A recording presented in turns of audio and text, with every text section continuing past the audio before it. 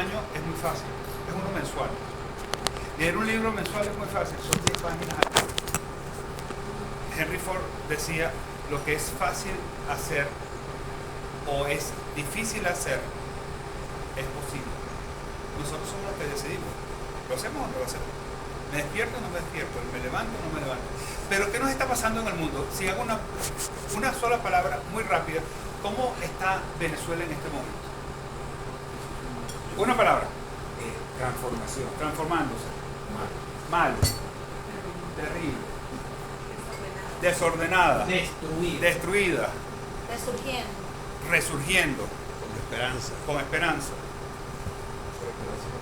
Ajá. Pero fíjense, digo con esperanza más que todo. Pero fíjense que a muchos les podemos preguntar cómo está Venezuela y la primera palabra va a ser negativa, ¿verdad? ¿Quiénes de ustedes se sienten optimistas? A ver, levanten las manos. ¿Quiénes de ustedes creen que Venezuela puede mejorar? Ajá, somos la misma persona que pensamos mal. La pregunta es, ¿por qué uno tiende a pensar mal y no a pensar bien? ¿Por qué la noticia negativa es la que se repite y repite? ¿Por qué la experiencia negativa que uno tiene en un restaurante o en un cine o en alguna parte es la que voy a decir, no voy a comentar que la comida fue muy buena, si no me atendieron mal? Entonces, bueno, uno se enfrenta a todo esto y es que no tenemos enfoque, hay todo un tema de complejidad emocional, tenemos falta de comunicación, hay presión porque tienes que hacer mejor las cosas y más rápido y resulta que estamos todos abrumados con cantidad de cosas que terminan siendo negativas en nuestro quehacer. Entonces yo creo que lo importante es darnos cuenta cómo nos comportamos, qué hacemos, qué ejemplo le estamos dando nosotros a nuestro equipo de trabajo, porque al final del día creo que lo importante es ver qué nos hace falta a nosotros como personas. Este cuadro que lo publicó este estudio, People Management Report, en el año 2019, no ha variado mucho, se empeoraron algunas cosas después de la pandemia, pero ¿qué nos dice que lo que nos falta a los gerentes? Crear equipo, dar un feedback, que ahora se le habla mucho del feed forward, no me digas lo que hice mal, dime antes para que yo lo haga bien. No sabemos manejar el tiempo, en eso estamos raspados casi todos, delegar, comunicarnos y algunas otras cosas. Si lo hacemos mal como gerentes, la pregunta es, ¿lo hacemos mal como personas? Como padres y madres, como líderes de organizaciones. Y muchas veces la pregunta va a ser sí. Entonces, ¿en qué nos tenemos que enfocar nosotros? Desarrollar talento, en pensamiento estratégico, que en Venezuela no existe, en planificar, gestionar el cambio, tomar decisiones e influir en los demás. Si quieres, para que les toque la forma. E influir en los demás. Y todo esto lo que nos va a llevar a nosotros a entender, buen provecho a lo que ya les han servido, es entender una cantidad de... ¿Cómo no? Yo cobro por la foto. Y cobro más si salgo yo en ella. Yo se las comparto después, sí. Yo se las comparto. Entonces, fíjense qué interesante. 12,9% de los gerentes cree que se reúne con su gente semanalmente. Cree. El resto ni siquiera lo cree. 28% de los empleados son mayores que sus gerentes. Eso nos da un tema muy diferente de cómo gestionar nuestra empresa. Porque uno creció lamentablemente en una sociedad matriarcal machista. Eso algún sociólogo nos lo explicará. Es estructural. Es estructural, porque entonces en las empresas todos eran hombres, habían unas que otras mujeres, pero la mujer es la que manda en la casa, ¿no? Entonces, y es la que se encarga de la educación de sus hijos, del desarrollo de sus hijos. Pero entonces los hombres eran los que crecían en las organizaciones. Pero de repente nos toca que por primera vez en nuestra vida, una señora es nuestra jefa. Hay gente que no le gustó. Después nos comienza a reportar personas cada vez más jóvenes, de mayor cantidad de generaciones, y resulta que ahora una persona joven es el jefe o la jefa de una gran cantidad de personas en la organización. ¿Cómo reacciona uno cuando nos ponen un muchachito de 28 años como nuestro jefe? Mucha gente no le hace caso, y mujer. Mucha gente no le quiere hacer caso, mucha gente se molesta que porque no fui yo. Pero ¿qué es lo que sucede? 28% de los empleados son mayores que su gerente, y hay un 11% de los jefes que son mayores que son menores que sus empleados. Y eso va a cambiar, porque si la mayor población generacional son los millennials, imagínense cómo va a ser la Z cuando crezca, más todavía. Y ahora vienen los alfa, que son los que han nacido en 2015 para acá. Y todos traen cambios. Dicen que los millennials son disruptivos. Yo lo que siempre creo es que todos nosotros hemos sido disruptivos en su momento en contra de la generación anterior. Y no es que hayamos estado en contra de nuestros padres, sino que simplemente éramos distintos. Y esa es evolución, exactamente. Entonces, bueno, al final del día, hay que desarrollar empresas, hay que desarrollar habilidades, hay que desarrollar empatía, hay que desarrollar una cantidad de cosas. ¿Por qué? Porque entonces todos tenemos burnout, como lo están llamando ahora. El 70% de la gente se sienten agotados al finalizar el día. Y no es que sea lunes, martes, miércoles, cualquier día de la semana. El 60% de los líderes tienen burnout ya detectado, pero es el agotamiento continuo que no nos permite ni siquiera pensar. 79% de los empleados denuncia por falta de aprecio. Los jóvenes quieren un aprecio hoy más seguido y más frecuente y más rápido. Anteriormente teníamos en las empresas la fiesta de fin de año donde daban los reconocimientos del año. Algo que pasó en enero pero reconoce en diciembre. El joven no va a estar en diciembre. Entonces estos son cambios generacionales que nos llevan a pensar que la gerencia hoy es un proceso de hacer que las cosas se hagan con el objetivo de alcanzar las metas de manera efectiva y eficiente. Este libro, Los 7 hábitos de la gente altamente efectiva, es porque la eficiencia y la eficacia se unen en lo que es la efectividad y nos permite entender cómo voy a mejorar, que uno de los principios de los 7 hábitos es comienza con el fin en mente. Te hago una pregunta sobre ese libro hoy. Ajá, sí. ¿Es vigente hoy con la nueva gerencia, con el nuevo estilo, con la nueva dinámica? Es vigente hoy porque el segundo hábito es comienza con el fin en mente. ¿Qué significa eso? No sé si alguno de sus familiares nada, sus hijos, sobrinos, si alguien nadó. ¿Qué hace el nadador cuando se para en el taco? Él no está viendo para los lados, él no está viendo la competencia, él no está viendo el público. Uno, papá de niñito que empezaba a nadar, corría a lo largo de la piscina, ¡dale, dale, dale! Y los niños no oyen cuando están metidos bajo el agua. Y resulta entonces, ¿qué hace el nadador? Yo me paro aquí, estoy concentrado en cuál es mi mente, llegar al taco del otro lado lo más rápido posible. ¿Con quién compite el nadador? ¿Consigo mismo? Sí voy a competir con los demás, pero si yo no mejoro mi tiempo, cualquier otro me va a ganar. Entonces es una sumatoria de cosas. Y hay otro principio que es el que engloba toda esa rueda que dice afila el hacha. Sharpen the axe. Eso lo que quiere decir que tenemos que estar afilados nosotros todo el tiempo y afilados en nuestro ámbito que puede significar estoy al día con la tecnología, conozco las nuevas tendencias, sé lo que está pasando, tengo que entender los 12 golpes previos para ver los próximos que vienen. Es decir, y eso hay que generalizarlo siempre. Y mientras tanto, el mundo sigue avanzando. Uno no tiene que ir de retroceso para estar retrocediendo. Simplemente con ir despacio o compararnos nosotros, el mundo está avanzando a una velocidad tan grande que estamos retrocediendo. Cuando uno habla como país que no hay internet, que no hay comunicación, perdón, que no teníamos el wifi cuando salió, que los maracuchos dicen que ellos lo inventaron. Es decir, el mundo va avanzando y el Foro Económico Mundial hace algunos años nos dice las habilidades para el 2025 ¿cuáles son? Aprendizaje activo, pensamiento crítico, creatividad, influencia social. Es decir, ¿cómo nos relacionamos nosotros con esto? Y cuando nos hablan de la inteligencia artificial, ¿de qué nos están hablando? De una transformación en el mundo que no es nueva. Primera revolución industrial, 1850, el vapor.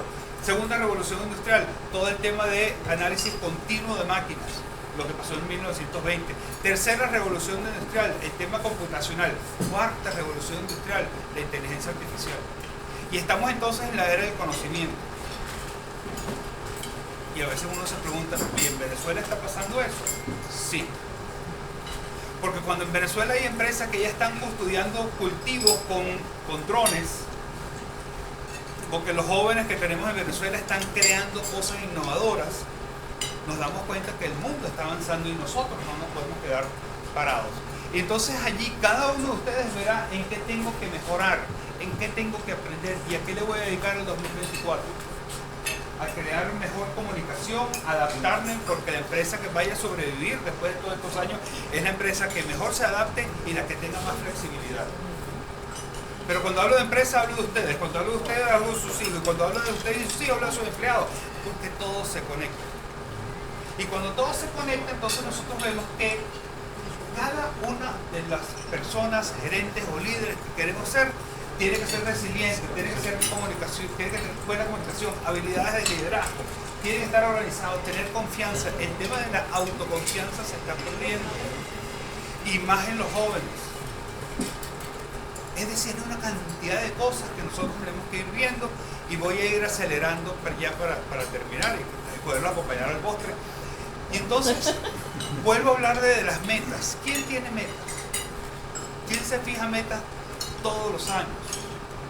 ¿Quién revisa las metas? ¿Quién trabaja en las metas todo el tiempo? Fíjense, son las mismas manos que están arriba.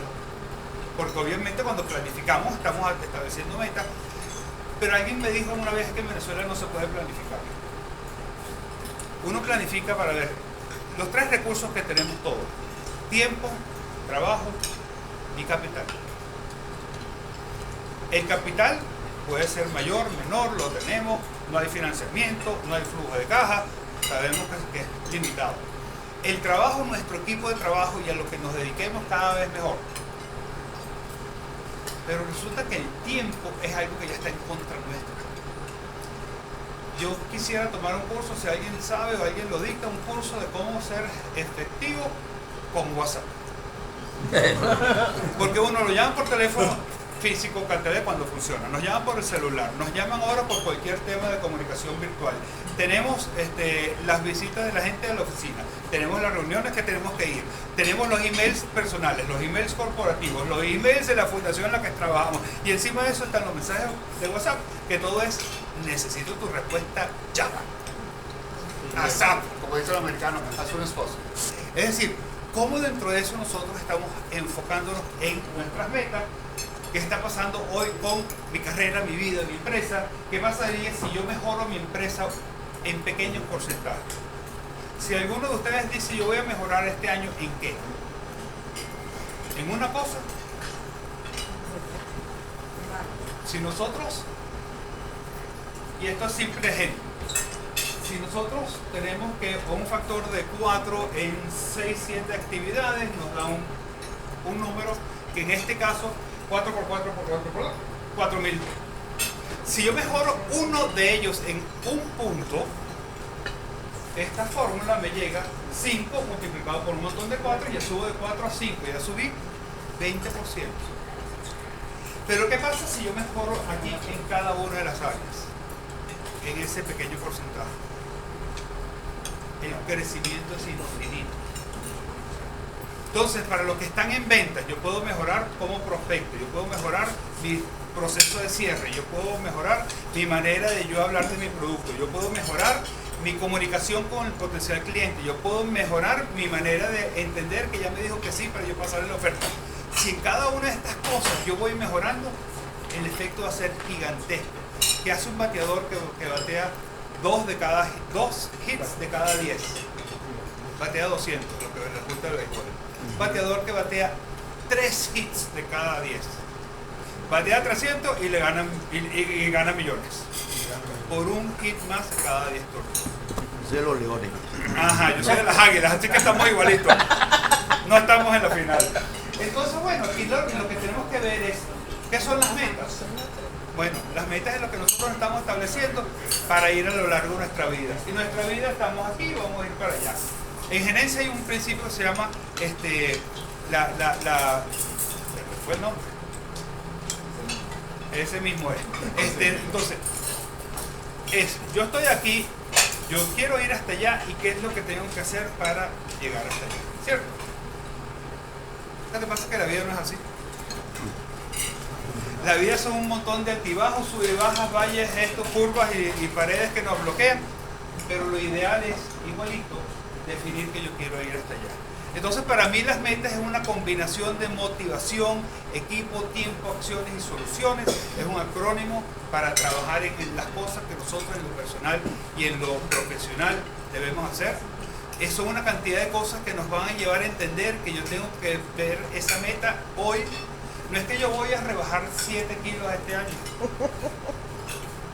¿Qué día se empiezan las dietas? Los lunes. ¿Qué día se terminan las dietas? El lunes. Entonces, pero la meta tiene que ser en primera persona, en tiempo presente, porque comienza hoy. No es que la meta la voy a comenzar mañana. Y ser positiva la meta. Es que estoy demasiado gordo. Es una connotación aquí que ya mi mente lo está diciendo. Alguien decía el otro día, no le digas a la otra persona que está gorda, pues ya lo sabe. ¿Verdad, yo? Pero entonces, si yo logro mentalizar todo lo que estoy haciendo, la idea es, yo tengo que comenzar a implementar mis acciones a partir de hoy. Y es cualquier meta. Mi meta es pasar más tiempo con mis hijos, con mis nietos. Mi meta es llegar más temprano a la casa. Mi meta son cosas pequeñas que necesitamos cambiar para al final ser más felices, ser mejores personas, ser mejores maestros, porque todos somos maestros de la vida.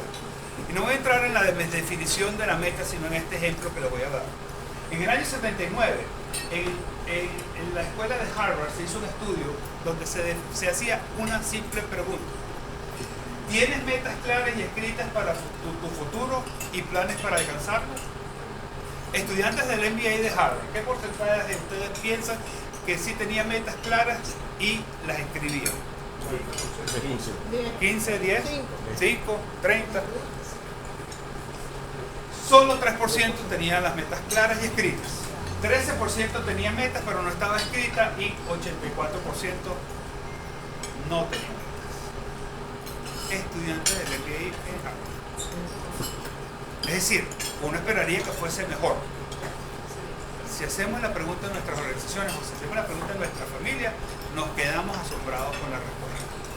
10 años más tarde volvieron a preguntarle a estos muchachos cómo les había ido en la vida. ¿Qué creen? El que tenía las metas las alcanzó. ¿Pero en qué porcentaje las alcanzó? El 13% de los que tenían metas no escritas tenían ingresos anuales que eran el doble del 84% que no tenía metas. Imagínense eso. El doble de la persona que no tenía metas. El 3% de la gente que tenía metas claras, escritas y definidas con un plan de acción para alcanzarlas, ganaba 10 veces más que el resto. Ese es el poder de las metas. No porque yo voy a cambiar de hoy para mañana, no porque me lea 12 libros al año voy a ser más inteligente, no porque, sino es que toda la sumatoria de todas las anteriores, haciéndolo repetitivo todos los días. La pregunta que les dejo para que se lleven, ¿cuál es su meta para este año? ¿Cuál es su meta para su empresa? ¿Cuál es su meta para su familia? ¿Cuál es su meta en todo lo que tiene que ver con el bienestar personal? Y respondiendo a la pregunta, este hábito de Stephen Covey, este libro que es extraordinario, allá tenía Verónica mientras ustedes preguntaban, ella puso la foto de la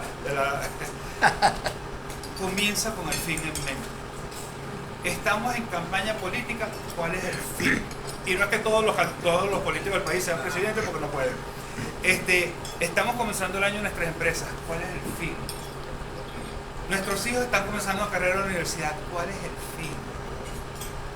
La típica pregunta para que uno compre un taladro. ¿Para qué compramos un taladro? Para abrir un hueco. ¿Para qué abrimos el hueco? Para poner un clavo. ¿Y para qué ponemos el clavo? Para poner un cuadro. Fíjense todo lo que necesitamos para ver eso bonito en la pared. Y el taladro no lo volvemos a ver hasta dentro de año y medio. Pero es la herramienta que yo necesitaba para comenzar todo este proceso. Pero ya tienes el taladro. Ya tengo el taladro y ya comencé con el fin en mente. Porque yo fui a la ferretería porque yo quería mi cuadro en la pared. No porque quería un taladro. Por eso es importante los cuadros. Claro.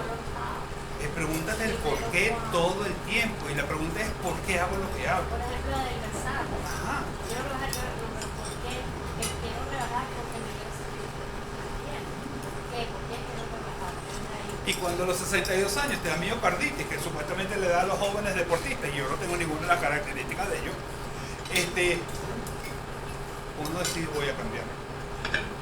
¿Por qué?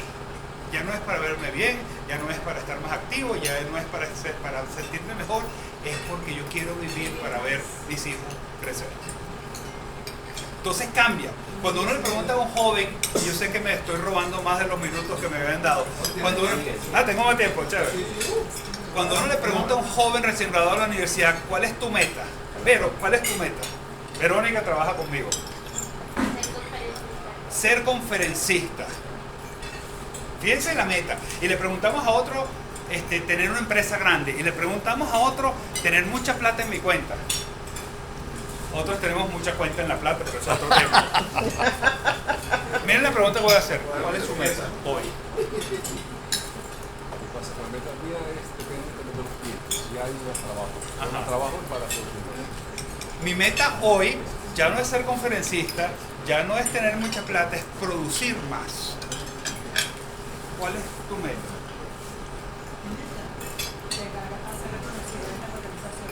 Llegar a ser reconocida. ¿Cuál es tu meta? Ser inspirador este año para mis compañeros. Ser inspirador.